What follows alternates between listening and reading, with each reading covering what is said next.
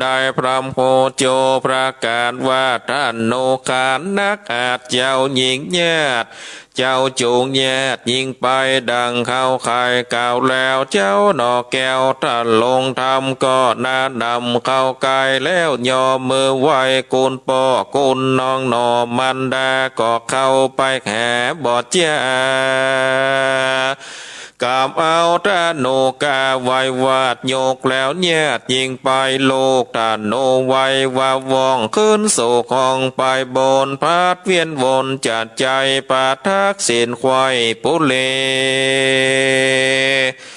โลกท่าโนเดบอดจาโพดใส่แนประการด่างปานฟ้าผ่าปาการแตกาเป็นพงแตกปังลงเสียงขาดโลกท่านโนนยังวาดพัดผ่า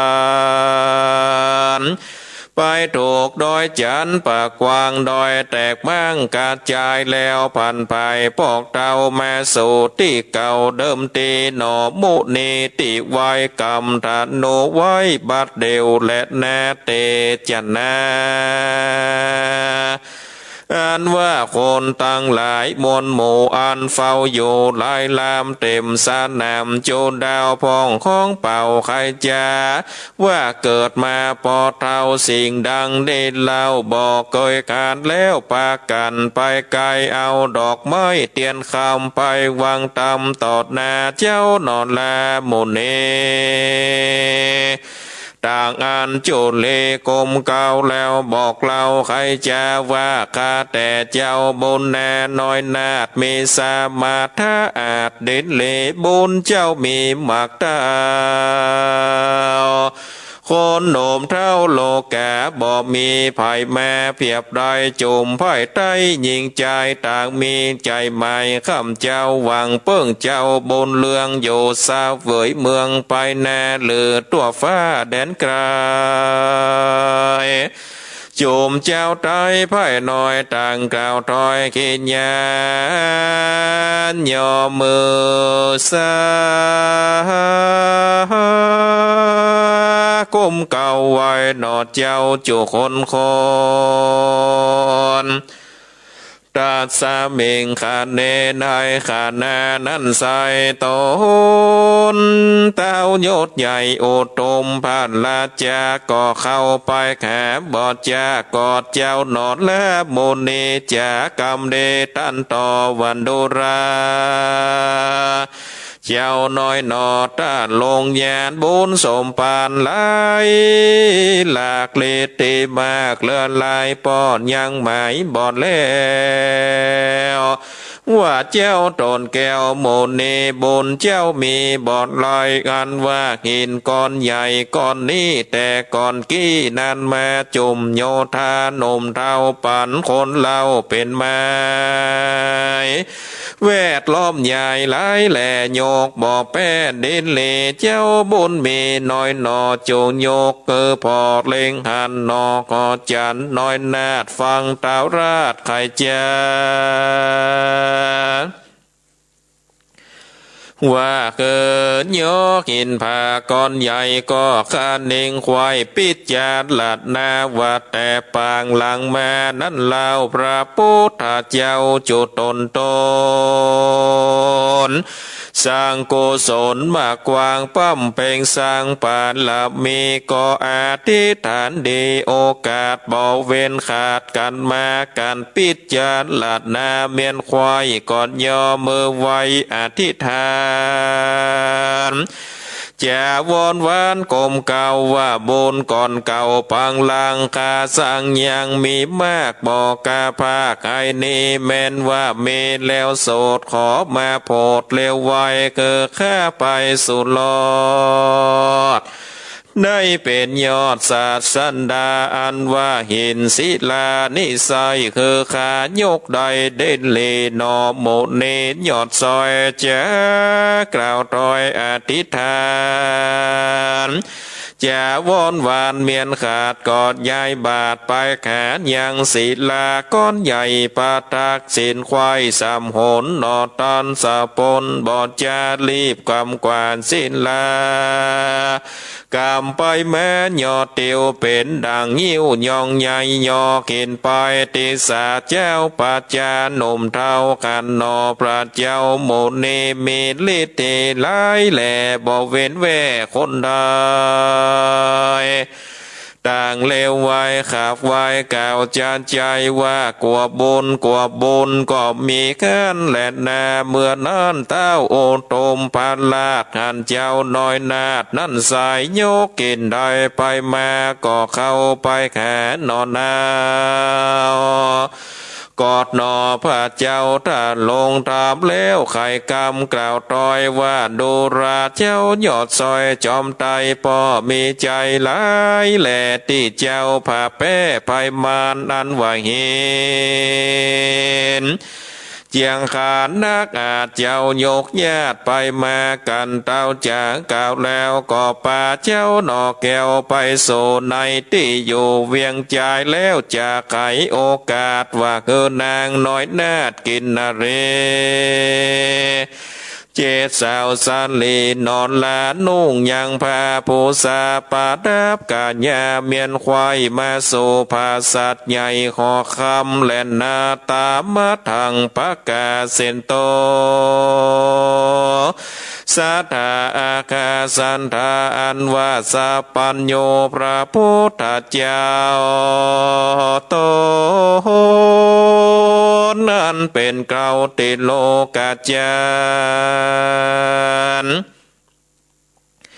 ใครเนตันไปแล้วพระตนแก้วจริงเตสนาว่าภิกขเวดุราภิกขุตั้งหลายม้วนหมู่อันนั่งอยู่ฟังธรรมจงได้จำ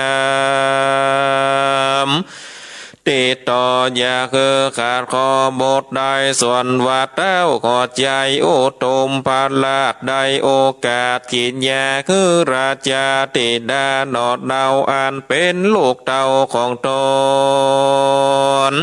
ตั้ง7 คนนั้นสายนงผ้าไหมเลี้ยวปันคือเหมือนกันจูผู้อันว่านางเกณฑ์โกติดากันผาดับกาญญาเบี้ยนแล้วมานั่งเต้นแก้วญาหยาดแน่ภาษาทงการเต้าขอดยันยดยาวก็จะกล่าวกำดีบอกหนอมมูนีหนุ่มเนาว่าดูราเจ้าบุญภายกันว่ากันญาติหลายน้อยนาดอันมานั่งยายหยาดเป็นแถวลายเลียงแนวนั้นใส่เข้าค่ายโคใดน้ำนาว่าหญิงใดจานยอดซอยเป็นกู้หอยเตวีจุงพอเกิดดีสันติก้อยเก่าจี้ไข่มาหนอปูทานหนุ่มนาวฟังเต้าเจ้าใครจาก็เข้าไปที่ไว้หนอพอนาดท้ายกันยาพอไปมาลืมเล่าบอกโหจักหนอเนาจอมควานย้อนนางเหมือนกันจูโพปอบอกโหเป็นพายปรันใจหลายแหลกเหงื่อย่อยแผ่ไหลลามเจ้าตนงามนอนเนาขาดเน่งเล่าในใจว่าเป็นสันใดยอดซอยอันเป็นกูห้อยเขาลากามสางเจ้าบางไว้เขาจำบอดได้ต้นนางนอขอควางเจียงเจ้าขาดนิ่งเล่ายาวไปว่าแต่นานไก่หลวงแล้ว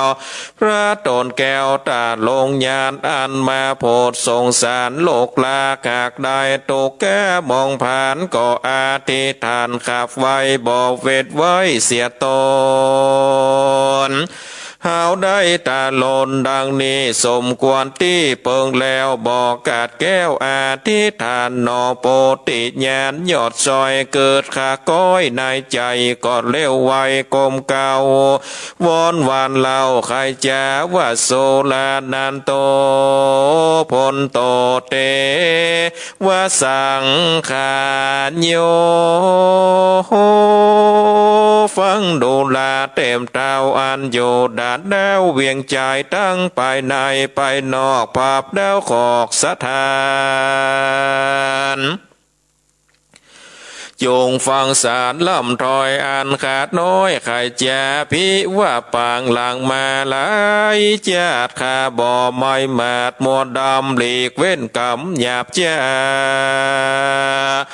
มีเส้นก้ากากษาบ่อปาลาต่างจู้ปล่อยจอบโซยิงอื่นใดจมจืนเตวีขากบนมีญาติก่อนอันขาดน้อยอ่อนปั๊มเพ่งมาบ่อไก่กาของข้างขอมาช่วยสร้างป่าหลับมีเขตทีวีน้อยหนอดเต้าต้นปอขอจันเอาไปสูนกันยายหยาดกับนางน้อยนาดกินนันเลคูบงามเดโจผู้เขาบอกก่อนคู่สันได้ว่าเมียเตรียมใจข่วมค้างนั่งอยู่ปางซ้ายขวาขอ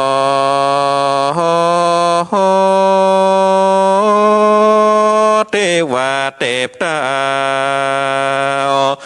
ได้บอกเก่าไข่ปันแดดเตอตาสาโกนาเตเจนาโดยเตจศีลอันใหญ่อันเจ้าหนอดให้บุญนาปั๊มเพลงมาลายจาดอันว่าเต้นศิลาอาจเมืองบ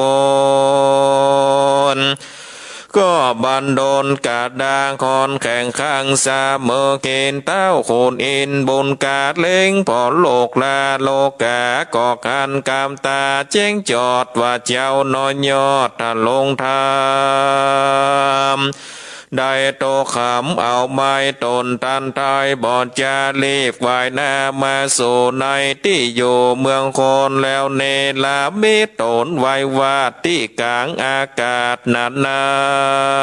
ำเป็นเมงวันคำตัวน้อยไปเก่าถอยไข่ปันซึ่งนอกอจานเว้นฟ้าวันดูราเจ้านอนลาบุญแนอันว่านางมาโนลานั่นใส่เจ้าจำบ่ได้ดีลีก็อย่าเกืองขี่ไม่เอาเฮาจากบอกเจ้าคือคู่เขาจากบินอยู่ไปมาบนเกศานางนาดบินบอกขาดสามโหนเจ้าเมืองบนใหญ่บอกเจ้าหนอไทยขอใจรีบบินไปไว้วาดที่บนหัวนางนาดมาโนลาส่วนหนอพุทธายอดซอยหูกำเก่าถอยไข่ปันนันเต้าก็จานมาเก่าก็ฟังเฝ้าไก่กาจุงมือนางมาโนลากินโกออกจากโมกินนั่นเลแล้วไขวานเตบอกเล่าว่านางผู้นี้เล่าอ่อนน้อยหากเป็นกูค่อยเข้าลาดและนาเนที่ตั้งกินยาสากวันนาวิเศษจากห้องเกตนางมโนลาพวกตวน16ก็มังกรมสมเลศสันเดเอาละศรัทธาญาติโยมตั้นสาธุชนนักศีลนักบุญทุกท่านการได้เทศนาธรรมนางมโนลาปิ่นแก้วผูกต้วนตี16ก็ปริปุณนังจบลงเป็นติเรียบร้อยก่อนแยวบอกปอให้ปอดีบอกปอสมควรนะศรัทธาญาติโยมก็เตือนหน้านี่ก็จะวาสาดละนะศรัทธาญาติโยมท่านทั้งหลายผูกหน้านี่ผูกที่17ก็จะเอาวาสาดแล้วนางมโนลาปิ่นแก้วก็มาเร็วพอเวลาก็มันยังมีเวลาเหลืออยู่โอ้หนักหนาปาปั้นเหมือนกันเนอะศรัทธาญาติโยมแหมหลายนาทีอยู่ด้วยกันจนถึงตี5พูนก่อนเนาะอันว่านางมโนลาปีนแก้วผูกต้นที่16นี่ศรัทธาญาติโยมเพิ่นก็ได้กล่าวถึง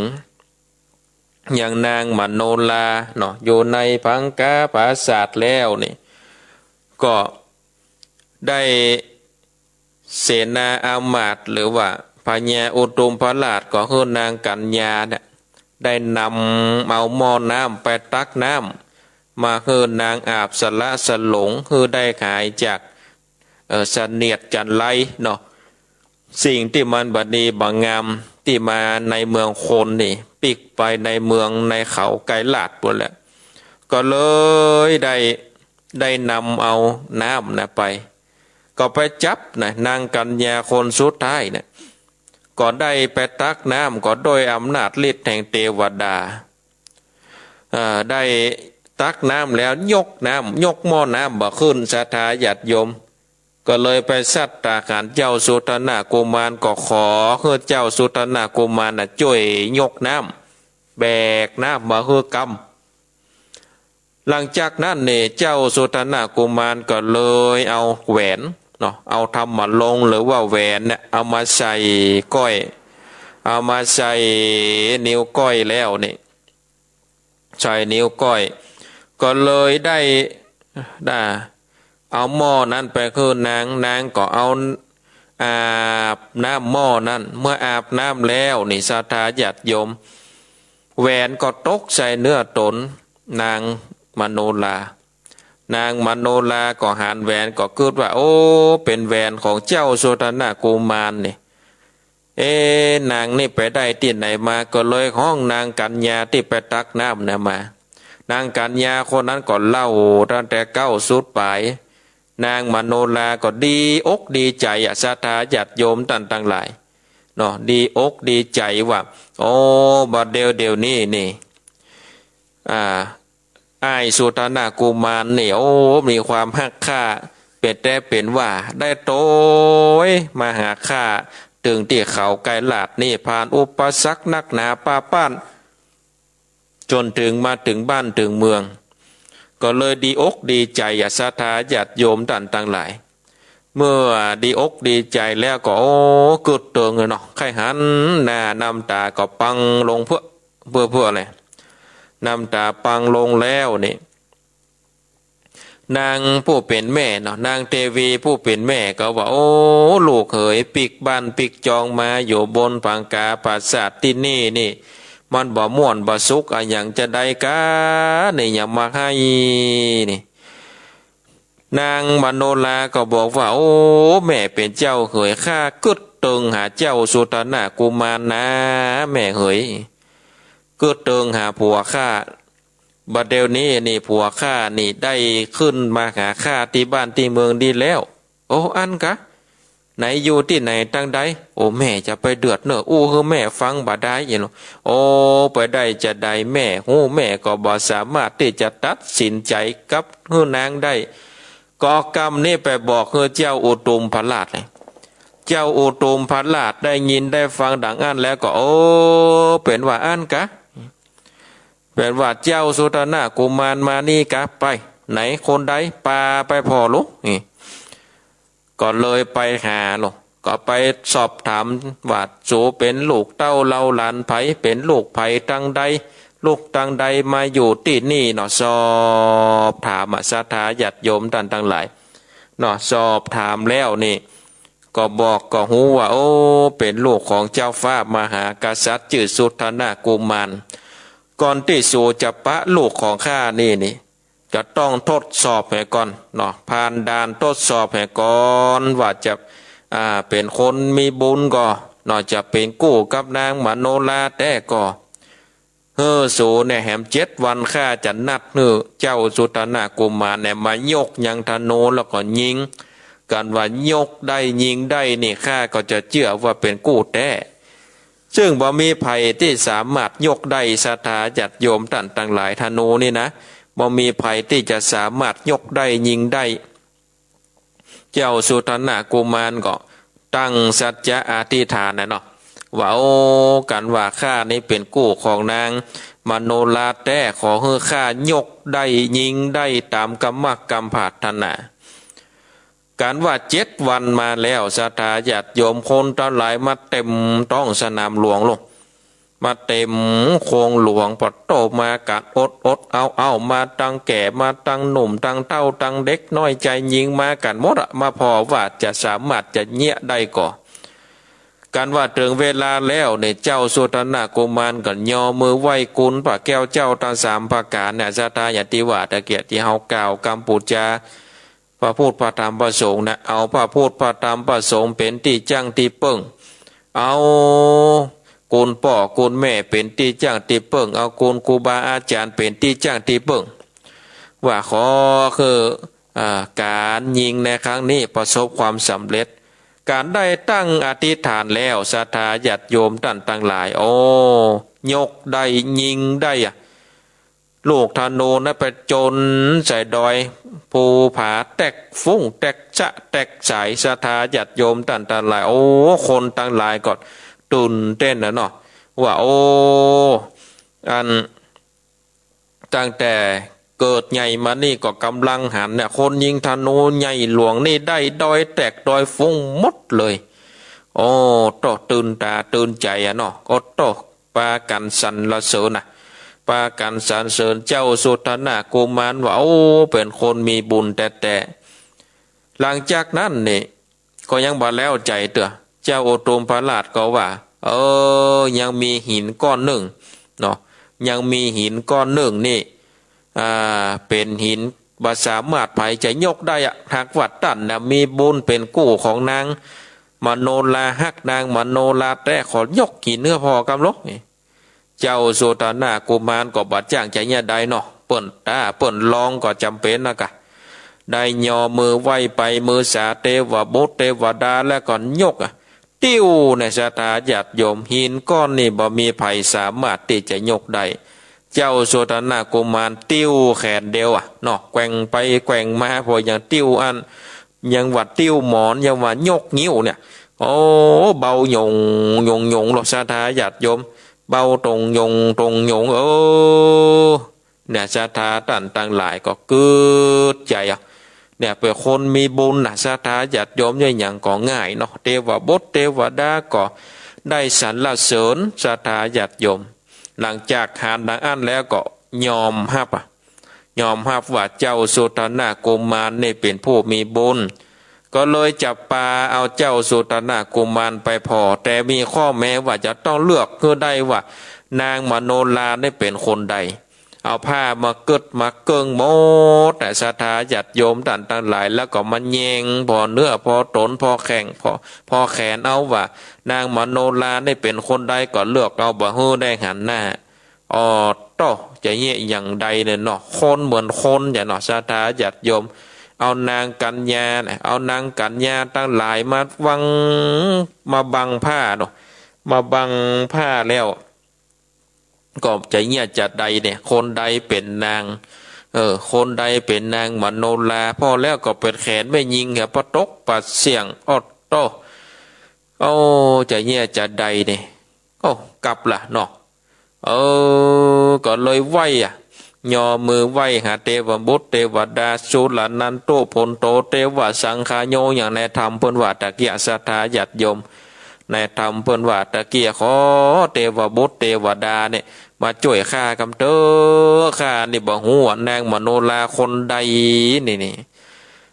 หินพระตุกรรมพระราศีลาอาจของพญาอินตานี่ศรัทธาญาติโยมแข่งแถมแล้วเนาะแข่งมาแถมแล้วก็เลยได้เล็งตาพ่อก็ไปหันใส่เจ้าสุตนะกุมารมาตุกใจเนาะมาตุกใจว่าโอ้นางนาถไทยมโนลาจะเป็นจะใดจะเป็นไผ่เนี่ยคนใดนี่พญาอินตาก็เลยแถลงกายมาสาบที่หูว่าข้าจะแถลงกายเป็นแมงวันเนอะเป็นแมงวันได้บินอยู่บนหัวของนาง3 รอบการว่าข้าในบินบนหัวนางน่ะคนน่ะเป็นนางมโนลาเนี่ยศรัทธาญาติโยมเจ้าพญาอินก็เลยแปลงร่างเป็นแมงวันเนาะบินบนหัวนางมโนลา3 รอบเจ้าสุตนะกุมารก็หันดังอันแล้วก็เข้าไปเปี่ยมือเลยเนี่ยศรัทธาญาติโยมต่างหลายก็ทำพวกตวนตี16 แบบย่อพอได้ใจความว่าเปิ่นดำเนินใจความสำคัญอย่างใดมีความสำคัญจัดใดนะศรัทธาญาติโยมท่านทั้งหลายก็อู้จ๋าเล่าให้กับศรัทธาญาติโยมท่านทั้งหลายได้สดับรับฟังกันแล้วเนาะได้สดับรับฟังกันแล้วอันนี้ก็ได้อู้ได้จ๋าคือกับศรัทธาญาติโยมท่านทั้งหลายได้สดับรับฟังในเรื่องเจ้าสุทธนากุมารนางมโนลาเฮือกับศรัทธาญาติโยมท่านทั้งหลายเพราะฉะนั้นนี่คนเฮานี่เนาะได้เกิดมาแล้วนี่การที่จะได้อย่างเจ้าสุทธนากุมารในเพิ่นก็ได้เป็นหน่อโพธิสัตว์เนาะก็ได้ประพฤติวัดปฏิบัติธรรมสร้างบารมีธรรมไปการที่คนเฮานี่ปฏิบัติตนให้ถูกต้องตามธรรมะนี่จะต้องปฏิบัติจัดใดศรัทธาญาติโยมถึงว่าจะเป็นผู้ที่เข้าถึงธรรมจะเป็นผู้ที่เดินทางเนาะเข้าหาธรรมะอย่างถูกอย่างต้องนี่จะเป็นจะได้ศรัทธาญาติโยมวิธีการที่ปฏิบัติที่ถูกต้องที่ต่างทำได้ถูกต้องก็คือปฏิบัติตนโดยลดความโลภความโกรธความหลงชื่อว่าถูกต้องในทางที่ดีของโลกความโลภความโกรธความหลงเป็นอย่างใดเนี่ยใดถึงต้องลดความโลภก็คือความอยากได้อยากจะเป็นในทรัพย์สิ่งของในตำแหน่งของผู้อื่นหรือที่บอกควรจะได้มาเป็นของตนความโกรธก็คือความเคืองแค้นเพราะบ่ได้ดังใจหรือเพราะคัดใจบ่ถูกต้องบ่ตรงใจจนถึงจะต้องฮือได้ในทางให้หรือจะต้องตอบโต้ในทางให้คือสะสมกันโมหะคือความหลงบาดได้ใจปัญญาพินิจพิจารณาคือหูเหตุหูผลลงตัวเก่าคือบอกหูจักตัวเก่าตามที่เป็นจริงลงทางคือถือว่าเอาทางที่ผิดเดินทางที่ผิดเพราะบ่มีมนสิการคือการใส่ใจพิจารณาโมหะที่มีเพราะบ่ใจปัญญามนสิการโดยแยบคายเป็นมูลฐานฮือโลภฮือโกรธดังกล่าวมาแล้วกล่าวโดยรวมว่าทั้งสามนี้เป็นกิเลสคือเป็นเครื่องเศร้าหมองเพราะเป็นมูลเหตุก่อเจตนาฮือประกอบกรรมที่เศร้าหมองคือทุจริตทางกายวาจาใจกิเลสมีสองอย่างคือจิตตกิเลสกิเลสทางใจกรรมกิเลสกิเลสทางกรรมในทางโลกของฆราวาสลำพังแล้วเนี่ยกิเลสทางใจอย่างเดียวก็บ่สามารถห้องกันว่าเป็นกิเลสต่อเมื่อเป็นกิเลสทางกรรมก็คือการกระทำก็จะห้องกันว่าเป็นกิเลสกิเลสของฆราวาสได้หมายถึงกิเลสทางใจเป็นติแห่งที่สุดจนถึงทำทุจริตต่างๆนานาคือเป็นกิเลสทางกรรมขึ้นแล้วพระพุทธเจ้าเมื่อตรัสสอนเรื่องกิเลสแก่คฤหัสถ์ก็สอนเรื่องกิเลสทางกรรมเช่นเดียวกันและก็ตรัสถึงอกุศลมูลรากเหง้าของอกุศลมีความต่อหนึ่งว่าคนที่โลภโกรธหลงแล้วย่อมก่อทุกข์แก่ผู้อื่นโดยบ่มีสติกรรมที่เศร้าหมองอันหมายถึงทุจริตต่างๆเป็นกิเลสที่ไผ่ๆก็มองหันแต่อู้กันว่าและก็อู้กันว่าเป็นกิเลสคือเศร้าหมองไผ่ไปทำก็ก่อให้เกิดความเดือดร้อนและก็ความเสื่อม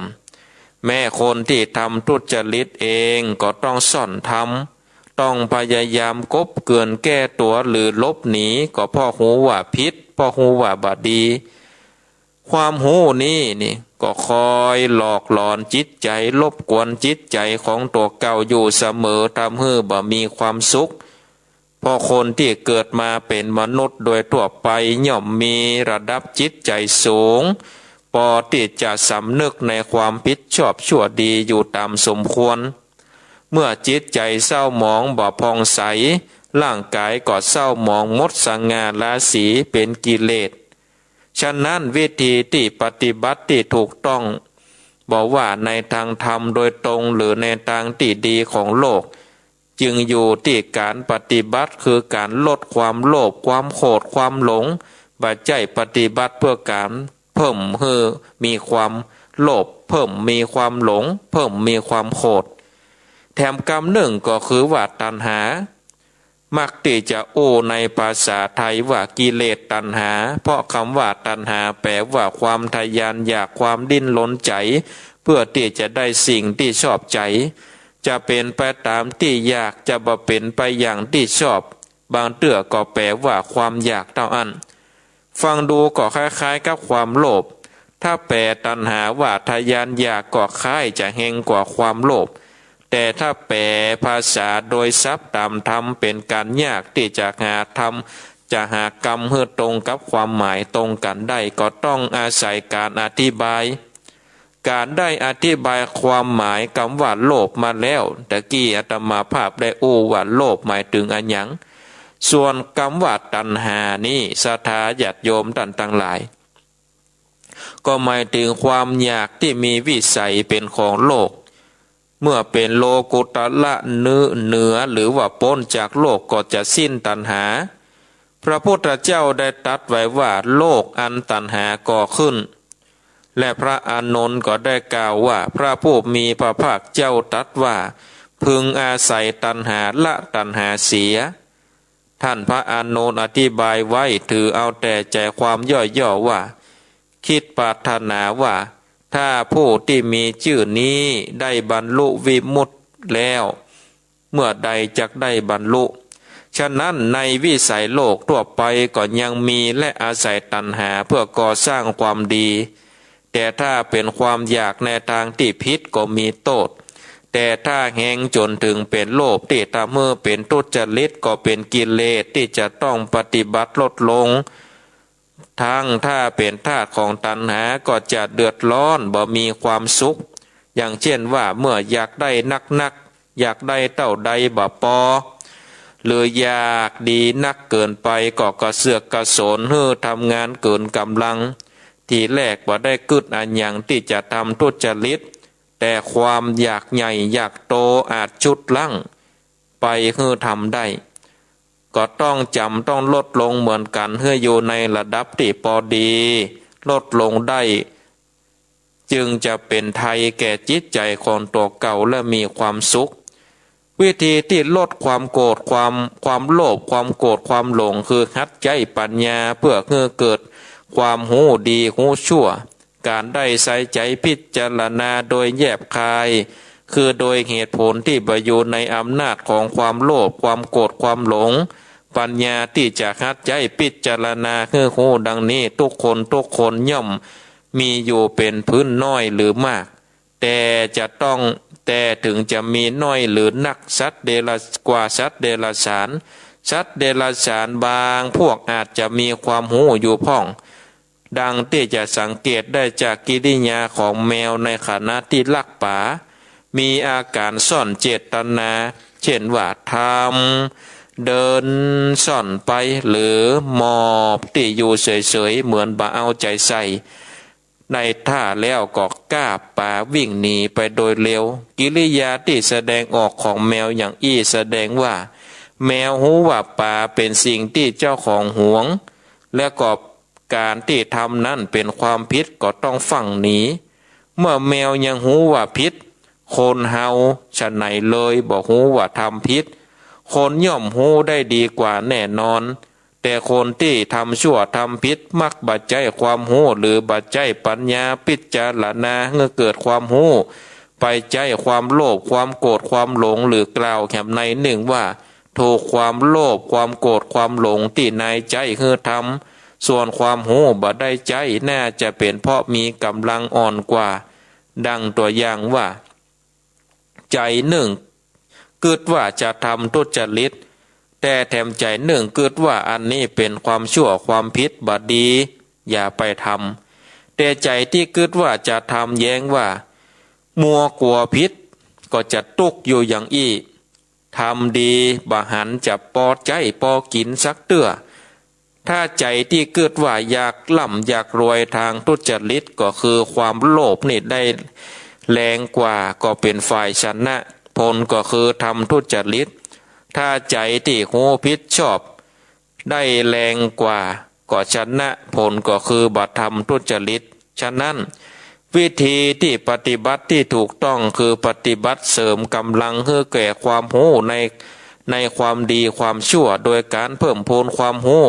มันใส่ใจพิจารณาเพื่อแยบคายเพื่อยุติด้วยเหตุผลที่เป็นเซตจากความโลภความโกรธความหลงกับด้วยการเพิ่มกำลังสมทบด้วยคุณสมบัติเหล่านี้คือความเคารพเชื่อฟังกฎหมายเคารพเชื่อฟังศาสนาคตินิยมเคารพธรรมเนียมประเพณีที่ดีงามความภาคเพียรพยายามมีสติตั้งใจมั่นการที่จะกล่าวถึงการเพิ่มพูนนั้นศรัทธาญาติโยมท่านทั้งหลายก็ต้องมีความรู้ในสัจจะนี่แปลว่าความจริงโลกสัจจะของโลกเช่นว่าคนสัตว์เดรัจฉานต้นไม้ภูเขาเพราะอยู่ในโลกมีสิ่งเหล่านี้มีอยู่แต่ก็เป็นสัจจะของโลกสมมุติสัจจะโดยสมมุติคำว่าสมมุติแปลว่าหู้พร้อมกันอยู่โดยกันแต่มีใจกันอยู่สองกรรมคือสมมุติเนาะสมมุติที่มีสระอุกับสมมุติที่บ่มีสระอุก็ความหมายก็ถ้าสมมุติก็แปลว่าตกลงกันได้ยินยอมกันได้อันนี้ก็ถือว่ามันเหมือนกันแต่ว่าก็บ่ต่างกันแต่ใดเนี่ยศรัทธาญาติโยมท่านทั้งหลายเพราะฉะนั้นนี่คนเฮาได้เกิดมาแล้วเนาะได้เกิดมาแล้วนี่เฮาก็จะได้เกิดมาเป็นคนก็ถือว่าเป็นโลกสัจจะเนาะโลกสัจจะเป็นสัจจะแห่งโลกเป็นความจริงแห่งโลกที่ปนห้องว่าคนปนห้องว่าสัตว์สิ่งของต่างหลายต่างๆนานาศรัทธาญาติโยมท่านทั้งหลายเพราะฉะนั้นเนี่ยคนเฮาเกิดมาก็ต้องใจปัญญามีปัญญาเป็นปัญญาแต่เมื่อหูจักเกิดหูจักอ่านใจปัญญาปรับปรุงตัวเก่าเพื่อเจริญขึ้นพ้นจากเป็นสัตว์ป่าคนป่ามาเป็นคนบ้านคนเมืองมีความเจริญหันประโยชน์ของการอยู่ด้วยกันยังเป็นระเบียบเรียบร้อยเมื่ออยู่ด้วยกันก่อนย่อมที่จะมีการยึดเหนี่ยวจิตใจคือมีศาสนามีศีลธรรมมีกฎหมายตลอดถึงคตินิยมเคารพธรรมเนียมประเพณีเป็นสิ่งที่จำเป็นต้องมีในหมู่ชนที่เจริญเพื่อความอยู่โดยกันอย่างมีระบบระเบียบเรียบร้อยและมีความสงบสุขว่าเฉพาะทางศีลธรรมแม้ในหมู่โจรก็ต้องมีศีลธรรมในหมู่โจรคือบัตรลักขโมยบักฮักหลังกันเป็นต้นคนที่ใจความโลภความโกรธความหลงบ่มีศีลธรรมแก่คนอื่นแต่ก็ต้องมีศีลธรรมแก่ตัวเก่าเป็นผู้ที่ตัวเก่าคักอย่างเช่นว่าเบียดเบียนตัดรอนคนอื่นรวบรวมทรัพย์สมบัติมาก็เพื่อบำรุงตัวเก่าและคนที่ตัวเก่าคักบ่มีที่จะเกิดเบียดเบียนตัดรอนตนหรือว่าคนที่ตัวเก่าคักอันนี้ก็ถือว่า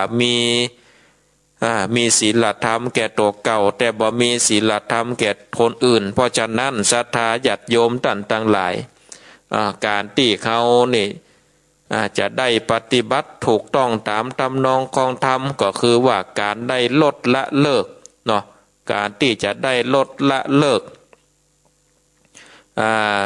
ความโลภความโกรธความหลงถือว่าเป็นการได้ปฏิบัติตามหีดตามหอยเนาะปฏิบัติตามหีดตามหอยปฏิบัติตามน้ำธรรมคำสอนที่พระพุทธเจ้านี่ได้บอกเป็นแนวไว้เนาะศรัทธาญาติโยมท่านทั้งหลายที่องค์พระสัมมาสัมพุทธเจ้าได้ตรัสปัญญาสัพพัญญูแล้วนี่ก็ได้มาบอกมากล่าวมาสั่งมาสอนให้เฮาท่านทั้งหลายได้มาประพฤติปฏิบัติเนาะศรัทธาญาติโยมท่านทั้งหลายเอาละมาเหลียวพอเวลาก็ตอนนี้ก็ตี 4 กับ 40 นาทีเหลือเวลาแถมประมาณ25 นาทีจะเปิดสายคือกับศรัทธาญาติโยมท่านทั้งหลายได้โทรมาเนาะแจ้งผลการนับฟังโทรมาโทรมาจ๋า ว่าอยู่ที่ไหนตั้งใดเนาะชัดเจนดีก็ว่าสัญญาณเป็นจะใดก็โทรมาได้เนอะที่เบอร์โทรศัพท์08658781770865878177อยู่ที่ไหนตั้งใดก็โทรมาเนอะเจริญปอนเจ้าไว้ตาเจ้าท่านพระครูแม่น้อยกะเจ้าไว้ตาเจ้าวันนี้นะเจ้าวันที่5 มกราเนาะที่โรงพยาบาลน้องเจดีนะเจ้าวัดประสร้างนี่นะว่าจะฉีดไฟเซอร์ฟรีนะเจ้าแต่ยายเขาไม่ฉีดแต่แล้ววันหมดแล้ววันที่8 ธันวาเนาะคือยื้อเดี๋ยวคนรู้คนสีนะเจ้าเพราะว่ามันเมามันไข่เมยมีคัดแขนอย่างเดียว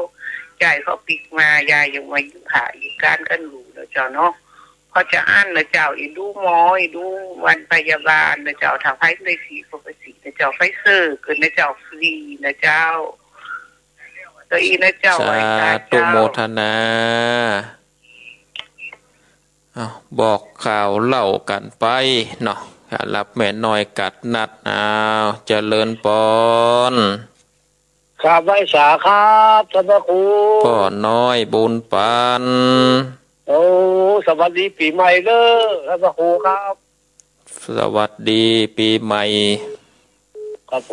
มวันนี้ปีบุญแห่งวันเรื่องที่ได้ฟังท่านพระครูเอกคำโอ้ชัดเจนเมื่อฟังนี่ฟังกันหลายเด้อจ้าตุโมทนาครับผมกลับไปสาครับบุญรักษา0865878177 เจริญปอนเจ้าแก่ไว้สาเจ้าท่านพระครูไม่สุเกี้ยวศิลพรสิเตี้ยมันหงตะปูนเด้อติดตามท่านพระครูธรรมราชเจ้ามาแล้วเด้อวันนี้สวัสดีปีใหม่ท่านพระครูท่านพระครูมีอายุมั่นขวัญยืนสุขภาพสมบูรณ์แข็งแรงเด้อเจ้าตัวเหมือนกันเด้อเจ้าได้ฟังโอ้ยังมีบุญแผ่นบ้านตื่นขึ้นมาได้มีลมหายใจได้ฟังน้ำฟังธรรมจากท่านพระครูเด้อเจ้าสาธุโมทนาเจ้ากราบไหว้สาธุเจ้ามีก็เข้ามากันเลยเนอะศรัทธาญาติโยมมีก็เข้ามาแถม0865878177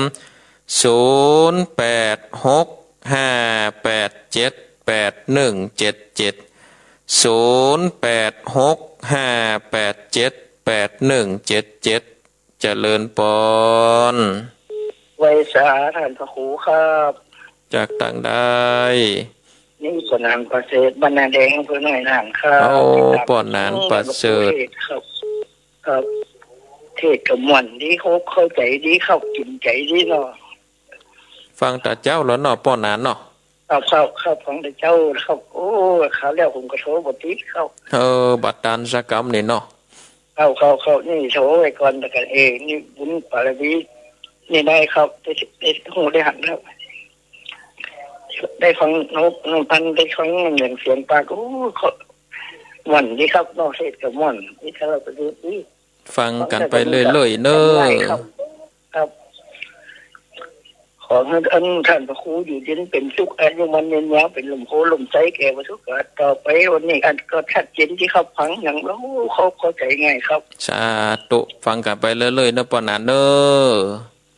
ฟังได้เลยครับได้ฟังนำฟังครับแล้วมันดึงอันเป็นว่าเนาะอันแสงไฟสว่างตาเส้นทางทางใจก็ดึงแม่นแต่ครับโอ้เนี่ยดีแต่เนาะเอาครับบุญรักษาเนอะไปสาครับสาธุครับ0865878177 เจริญปอน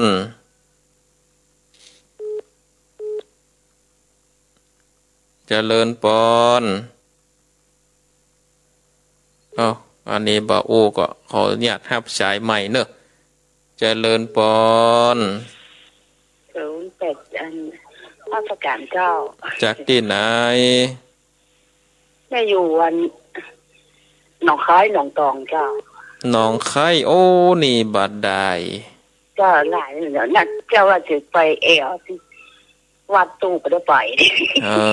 อ เนี่ยวางเป็ดม้วนเจ้าจะวางตัววัน ข้ามน้ำปิงนี่บัดใดมาแอวหากันเด้อ เจ้าท่านี้เจ้าอยู่ไปเอวนอกจากนะ ได้ เราแหวนเนี่ยวางขามม้วนเนี่ยวางวันขำสุภุ โอ้ดีแล้วดีแล้ว เจ้าน่ะนะฟังก็ม่วนดีเนาะ ม่วนดีก็ฟังกันไปเรื่อยๆเน้อ เจ้าเนี่ยเจ้า บุญรักษา เจ้าโชคดีนะเจ้า อ้าวสายต่อไปเจริญปอน ไหว้สาเจ้าท่านพระครู แม่จันแม่จัน เจ้าโอ้ผ่านการทดสอบอย่างไรก็ไม่ได้ง่ายๆจ้ะ นั่นนะกะ กว่าจะได้เมียปิกนี่เนาะโอ้เป็นเฮาเนี่ยถอดใจได้แต่เดินทางแล้วกันอ่ะ เป็นเอาเอ้ยก็เอาตองนายเนาะ เป็นพินกูบุญกูบารมีง่าสอนจนปะเนาะ กันนะกะ ได้ตึกได้อยากมาโอ้เอาธนูยิงดอยยันระเบิดก็ยังได้เลยผูกเดียวจบแล้วเนาะ น่ะพวกเดียวจบแล้วอวสานแล้ว ไปของบ้านของเมืองก็อวสานนะสวัสดีเจ้าท่านพระครู สาธุโมทนา ไหว้สาเจ้า บุญรักษา0865878177 0865878177เจริญปอนเจริญปอน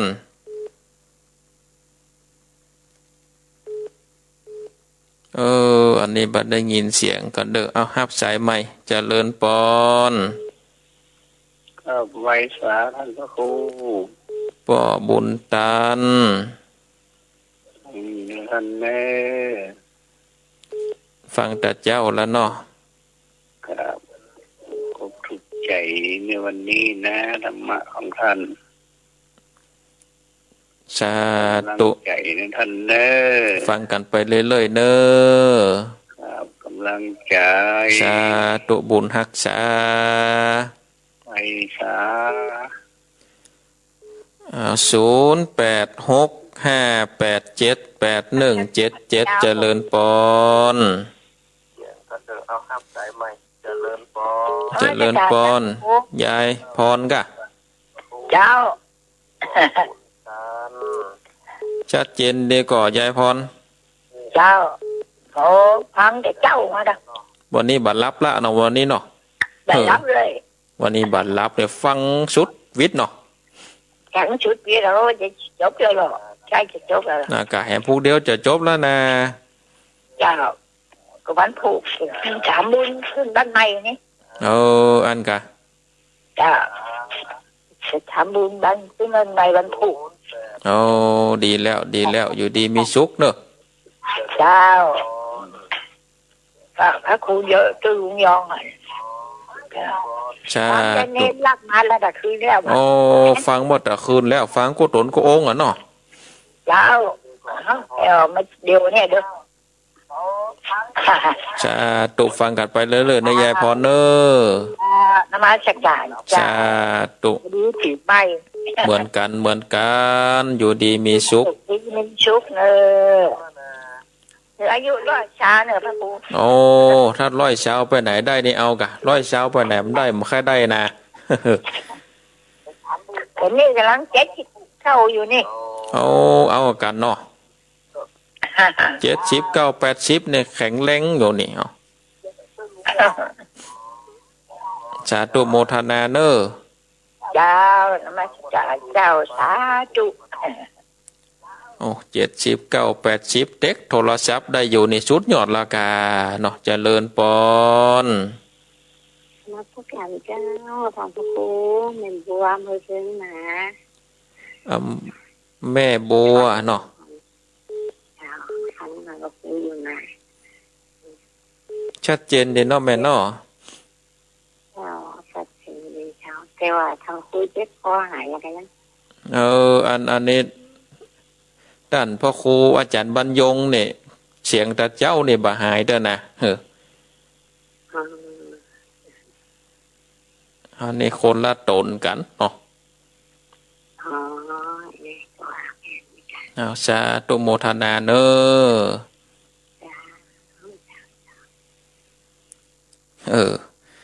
นี่แม่ได้ว่าตนเดียวกันเนี่ยคนละตนนะแม่เนอะแต่เจ้านี่ท่านอาจารย์ที่ออกรายการเมื่อหัวตีนั่นนะเมื่อตี3 ปลายนี่ท่านอาจารย์พระครูอภิวัฒนวิกรมท่านอาจารย์บรรยงก็ตี3 เกิ้งนี่ก็เป็นอาตมาภาพคนละตนกันเนาะแต่เจ้านี่ฟังเสียงท่านอาจารย์ก็บ่หายเด้อนี่เนาะเสียงท่านอาจารย์จะบ่หายเด้อหับสายเจริญปอนนมัสการเจ้าท่านพระครูเจ้าจากหลังการแม่สาวอำเภอแม่อายเจ้าหลังกาดแม่สาวเจ้าสวัสดีปีใหม่นะเจ้าสาธุท่านพระครูกุศลกุองค์มีสุขภาพแข็งแรงดีนะเจ้าสาธุเหมือนกันเด้อกำลังใจเจ้าค่ะสาธุขออนุญาตยกหูก่อนเนอะศรัทธาญาติโยมขออนุญาตยกหูก่อนเพราะว่าเวลาก่อนไล่หลังมานี่แล้วศรัทธาท่านทั้งหลายเวลาก่อนไล่หลังมานี่แล้วสรุปสายก่อนเนาะสรุปสายก่อนสายแรกจากแม่น้อยกาดนัดโตมาประชาสัมพันธ์ไปฉีดวัคซีนไฟเซอร์ตั้งไปเลยกี่เข็มก็ตั้งไปฉีดเอาตามบ้านตามเมืองพวกนั้นเนาะใครจะฉีดก็ไปฉีดโรงยาป่าซางฉีดไฟเซอร์สายที่2จากป้อน้อยบุญปันอำเภอฝางก็สวัสดีปีใหม่สาธุโมทนาสายที่3จากแม่สุกแก้วศรีลาพรศรีเตี่ยอำเภอบ้านห้องสายที่4จากป้อนนานประเสริฐบ้านนาแดงอำเภอนาน้อยจังหวัดน่านนี่โอ้ฟังเหมือนกันเลยเนาะป้อนนานนาเนาะฟังอยู่โทรมาจะกูพูดต่างกันเนาะถ้าติดนะบางมาพูดก็บ่ติดว่าฟังอยู่กูตนกูองค์ก็สาธุโมทนาสายที่5จากโยมแม่บ้านหนองไข่อำเภอหางดงอำเภอหนองตองอยู่หนองตองอำเภอหางดงหนอดลายนี่บ่ได้บ่แจ้ไก่ลูกเนาะจะมาแอวหายแม่จะมาก็โทรหายก่อนเนอะเกิดรู้เจ้าบ่อยู่ก็จะบ่ได้ปะกันสายที่6จากแม่จันเรือนสายเวียงตาการสายที่7จากพ่อบุญตันเจดี3 ยอดสายที่8จากยายพรน้องงัวแดง